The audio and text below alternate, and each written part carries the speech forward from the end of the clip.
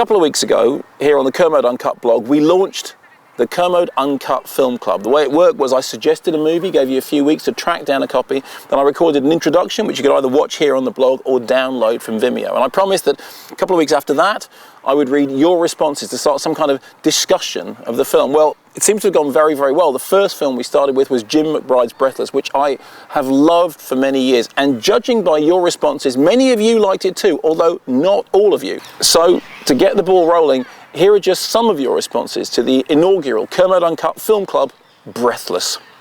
I'm going to start with one of the very first responses to that Breathless intro. This raises the bar pretty high. This is from Sportivod. Breathless is a very rare thing, an American remake of a French film that is truly translated as opposed to transliterated. Interestingly, Gere was the star of the only other one I can think of at the moment too, Somersby, which of course is the return of Martin Gere.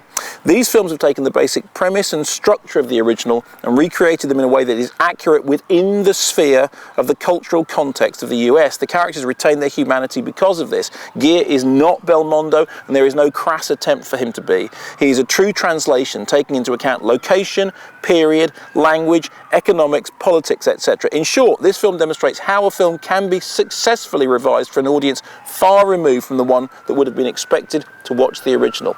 Now, that's a response to live up to. Keeping the standard high, this from Tarlo00. As for Breathless, I agree that it nails the Los Angeles setting, which it really does. Many of you picked up on the setting. Reminded me a bit of Michael Mann's Collateral in that way. I'm a Southern California native, so I appreciate those touches. I also think, and I love this, I also think that Richard Gere is a much better actor than people think. He seemed entirely credible to me in this role. And Kaprisky over Seberg, sorry Seberg cultists, but that one's a slam dunk. On to this from Ross, who is clearly a regular here at Kermode Uncut.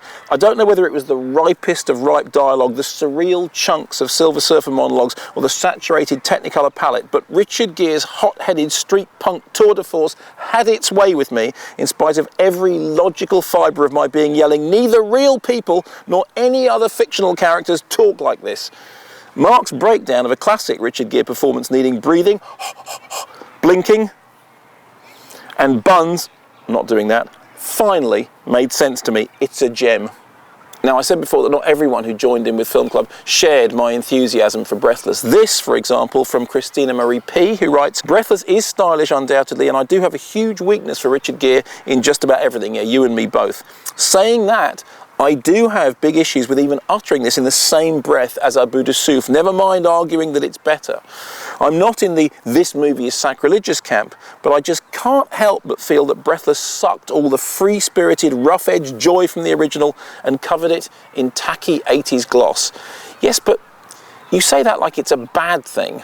Now, there was quite a lengthy response from Makos, who had problems with a lot of the film, but says this about the final act. That last scene was terrific, and I quite understand why anyone would want a recording of it on cassette tape. That's what I did. I played the video and recorded the last 10 minutes on a cassette.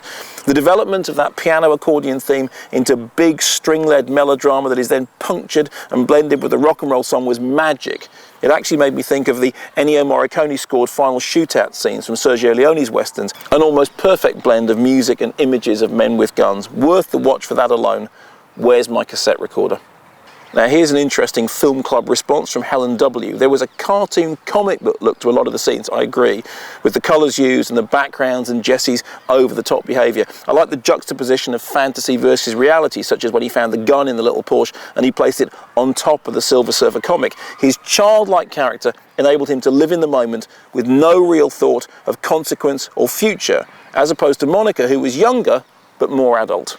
Here's another dissenting voice from Cash Black. I'd first seen this film in the mid-80s on television, but remembered very little. On the other hand, I saw the French original a couple of years ago and did not like it at all. I found the film to be a real mess and not a good mess. I did not like or enjoy any of the characters, and neither story, performances, or dialogue did anything for me. The visual choices and locations were probably the best part of the film, but I can safely say that I will not be watching this again. Here are the last two that I feel compelled to read out. This from Joe Mercer Sway. It's odd that for the past 18 months, Mark has done nothing but moan about American remakes of foreign films and ordered us to only watch the originals. Yet, for the first Film Club, he wants us to watch an American remake of a foreign film. It's a very good point, very well made. I take it on the chin. And I'll finish with this. This is from Johnny616. I've seen the film, but what's the point in talking about it now? Unless you're in the first 9 or 10 comments, Mark probably isn't going to read out anything you say anyway. That comment was number 13.